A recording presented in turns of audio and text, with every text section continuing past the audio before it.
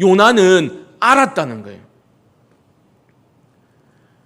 니느웨 백성이 자신이 전할 그 메시지를 듣고서 회개한다면 은혜로우시며 자비로우시며 노하기를 더디하시며 인애가 크신 그 하나님께서 정하신 자신의 뜻을 바꾸어서 니느웨 백성들을 멸망시키지 않으시고 구원하실 하나님이심을 요나는 알았기 때문에 도망친 겁니다.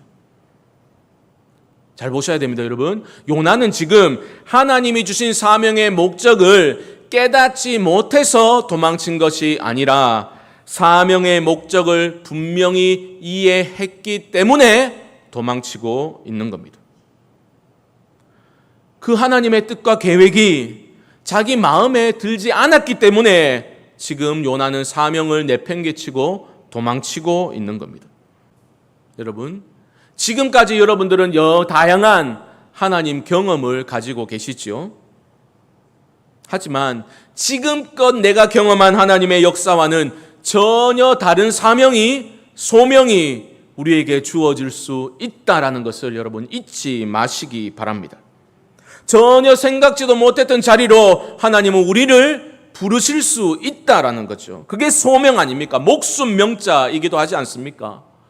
우리의 목숨을 부르실 수 있는, 요구하실 수 있는 분이 하나님이심을 우리는 인정할 수 있어야 하는 거죠. 그분은 우리의 동의를 구하실 필요가 없는 분이시고 우리의 목숨을 부르실 수 있는 그러한 분이시다라는 거죠. 그러므로 우리는 그 하나님의 선하심을 신뢰하고 하나님의 선하신 그 주권적인 섭리를 믿음으로 받아들이고 순종하며 나아가야 하는 것입니다. 우리는 크신 하나님의 뜻과 계획을 온전히 이해할 수 없습니다. 불가능한 일입니다. 하지만 이해할 수 없는 그런 말씀을 우리가 들을 때에 도무지 내 판단 기준으로는 용납할 수 없는 것 같은 그러한 상황을 우리가 맞이하게 될 때에 요나처럼 입을 닫고 하나님의 얼굴을 피해서 도망치는 것이 아니라 오히려 하나님의 얼굴을 구하면서 그분의 임재 가운데 머물면서 하나님께 우리의 마음을 토해놓고 기도하고 하나님께 여쭈어 보셔야 하는 겁니다.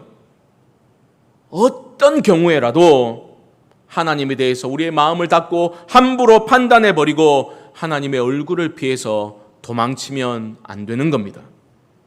생명과 복의 길을 떠나서 딴 길로 가시면 안 되는 겁니다.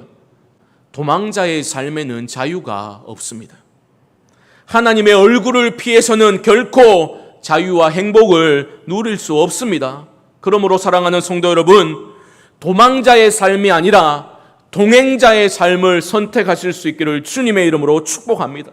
그리할 수 있는 믿음을 달라고 주여 나의 믿음 없음을 불쌍히 여겨 주십시오 기도하면서 주의 얼굴을 오히려 더 구하며 나아갈 수 있기를 바랍니다.